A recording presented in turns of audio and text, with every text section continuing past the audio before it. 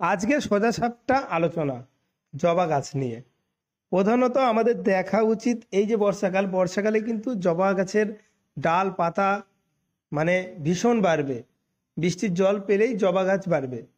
জবা গাছের অনেক রোগ এই বৃষ্টিতে সারিয়ে দেয়, আবার অনেক রোগ নিয়ে আসে, তবে বেশিরভাগ রোগই সেরে যায়। যেমন মিলিবাগটা জবা গাছের দেখা যায় না, যেটা সবচেয়ে কঠিন রোগ বলে আমি মনে করি। এটা কিন্তু বর্ষায় বৃষ্টির জলে নষ্ট হয়ে যায়, মানে সেরে যায়।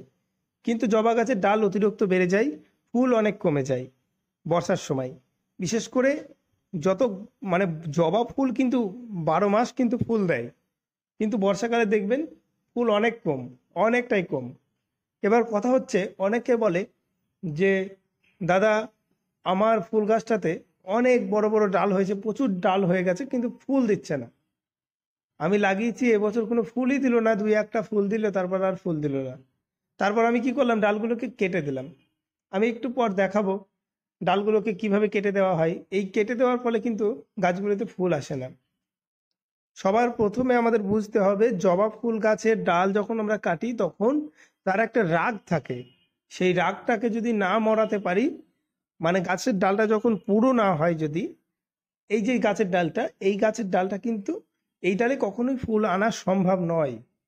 কারণ এই গাছের ডালের এখনো পরিপূর্ণ বয়স হয়নি যে ফুল দেবে। দেখুন, এ এখন একটা কচি ডাল।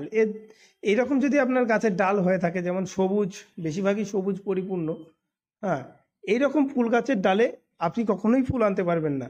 অনেকজন বলে যে পটাশ মেরে দিলে ফুল আসবে। অবশ্যই, যদি আপনি জোর করে মনে করেন যে পটাশ মেরে দিয়ে ফুল নিয়ে আসবো, তারপরে কি হবে, উল্টো আপনার গাছের পাতাগুলো দেখবেন লাল লাল হয়ে গেছে, নিচের দিক সব লাল লাল হয়ে যাবে। তাহলে আমার এটা করার দরকারই নেই, যেটাতে আমার গাছটাকে নষ্ট করে দেবে। এই ডালগুলোতে কিন্তু ফুল আসছিল না।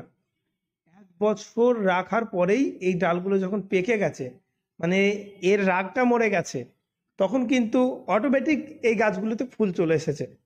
বিশেষ করে জবা গাছে অতিরিক্ত যত্নর প্রয়োজন হয় না, বা অতিরিক্ত সার ওষুধের প্রয়োজন হয় না, শুধুমাত্র সময়ের অপেক্ষা।